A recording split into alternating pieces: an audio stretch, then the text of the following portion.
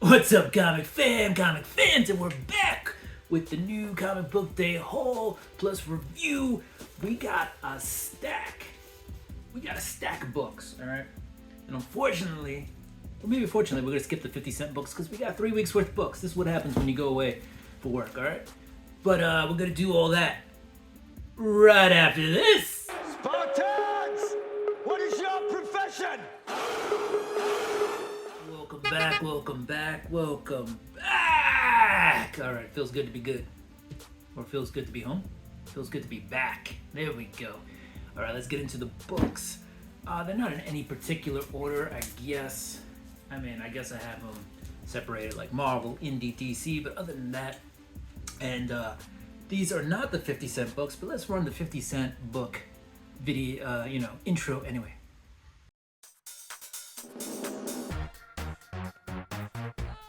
So welcome back to the not 50-cent books, all right? These are just books from the previous weeks, not this week, but I went to my LCS and I picked them up, all right? And I still got to read all of them. I read this week's books, but I got to catch up. We got Miles Morales Spider-Man number 12. Part of a little preview to Gang War there, right? Gang War's coming, part of that. We got The Last Days of Moon Knight number 29. Unfortunately, I read 30 before 29. Forgot this was in the pile. But we'll go back, we'll read that. They give you a little synopsis at the top of the issues anyway, so I wasn't totally lost, but I was like, I don't remember that happening. All right, another part of Gang War. We got Spider-Woman number 1. All right. Venom number 28. The Marvel Universe's most dangerous and symbiotic super spy, the Black Widow. All right, so she's here. Venomized Black Widow. We have part of the Dark Droid saga, Star Wars number 41. It says Battle on Epiconia. Alright, what else? We got another Gang Wars. We got Gang War, The Amazing Spider-Man number 39. I believe this issue is what kicks it off. Right, so we got to read that. And we also got that X-Men Disney 100 anniversary homage issue cover if you will. All right, we got spine-tingling Spider-Man number 1, so we'll read that. We got Firepower number 29. Local Man, or Local Girl, but this is Local Man number 7. All right, what else do we got? This is the local comic book shop day variant of Conan the Barbarian. All right, number 5.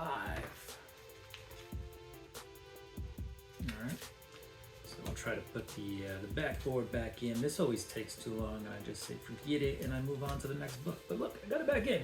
All right, sweet Caroline. Oh. All right, we got Something Is Killing the Children, number 35. We got to read that. I got to see what happened to Jessica Slaughter up in there. We got Grimm, number 15. All right, still reading that. Pretty good. We have another local comic shop day variant. This is Eden Frost, number 1.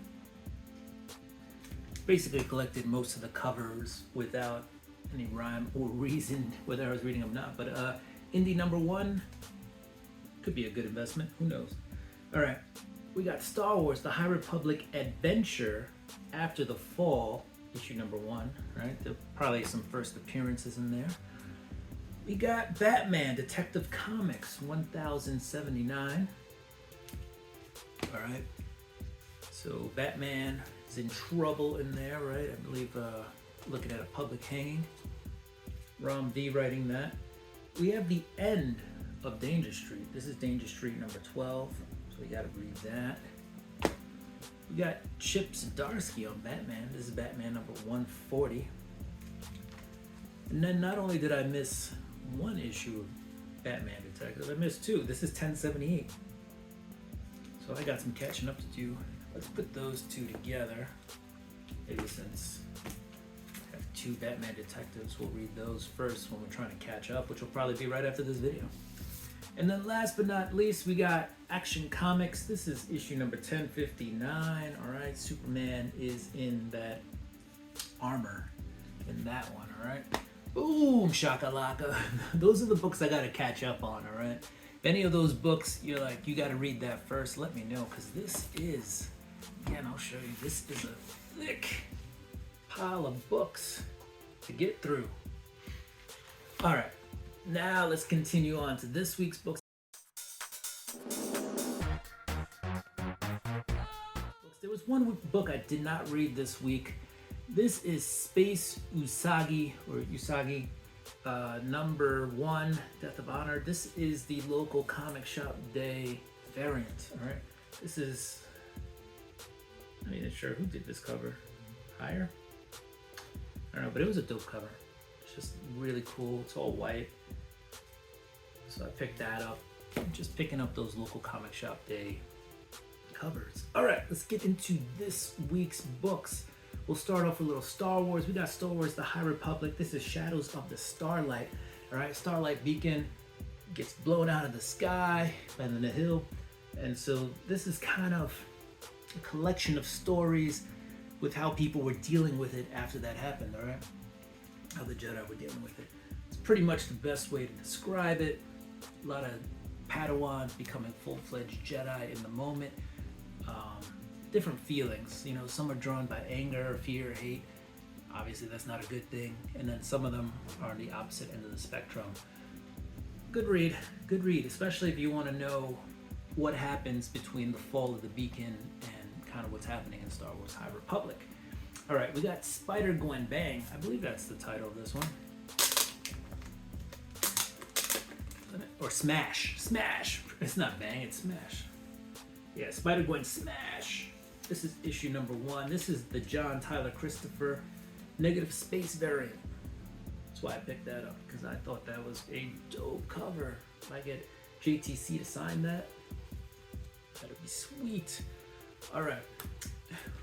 We had the Death of Moon Knight right here, Moon Knight number 30. All right. He went out with a bang, not a whimper.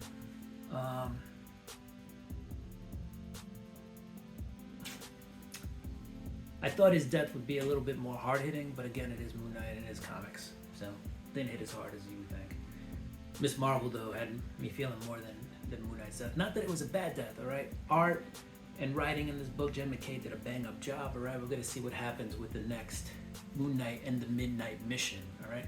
And as of right now, the new Moon Knight's not part of that Midnight Mission, so it's a separate entity, so we'll see how they work that in. All right, we got Miles Morales, Spider-Man. This is number 13, Gang War. All right, we got to read that. Well, not read it. I already read it, which I got to read the previous issue. Skipped a few because I just wanted to get through this week's books. We got the Immortal Hulk number 5. Immortal Hulk. We have the Immortal Thor number 5, and I'm going to leave that in. I'm not even going to cut that out. But the Immortal Thor number 5, and if you're wondering why, Al Ewing was doing the Immortal Hulk for a long time, like 50 issues, plus annuals and stuff, 51, 52 issues, something like that. But what we have here is Thor puts together this Thor Corps, defeats an ancient god, Thor of Utgard.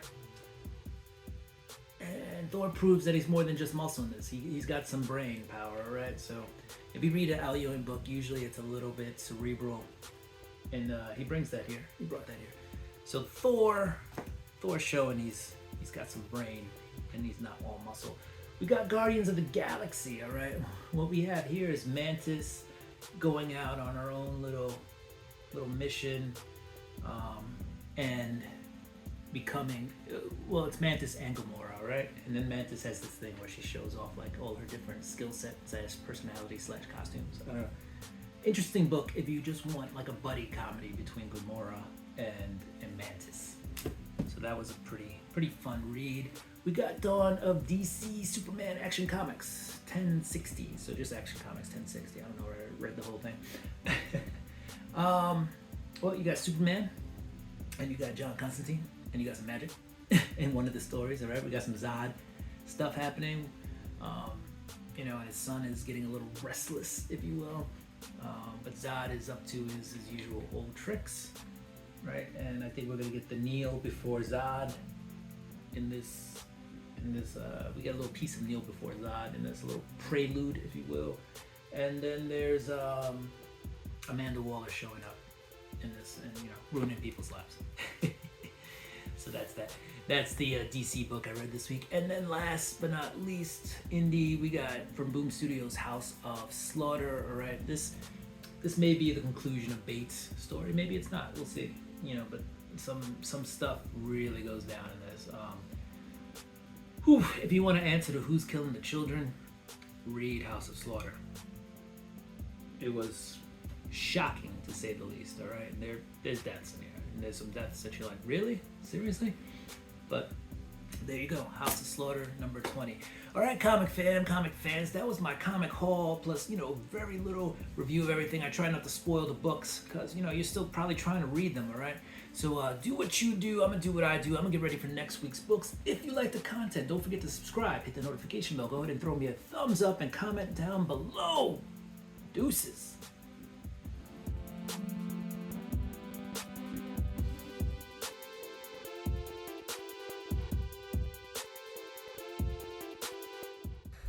All right, let's get into the comics. So rewind. I picked up some ratio variants, and we're gonna get it on. What's up, comic fans, and it's time for that new comic book talk. What's up, comic fam? What's up, comic fans? I gotta turn off the fan. What's up? Plus review, we're gonna go out. We're gonna go.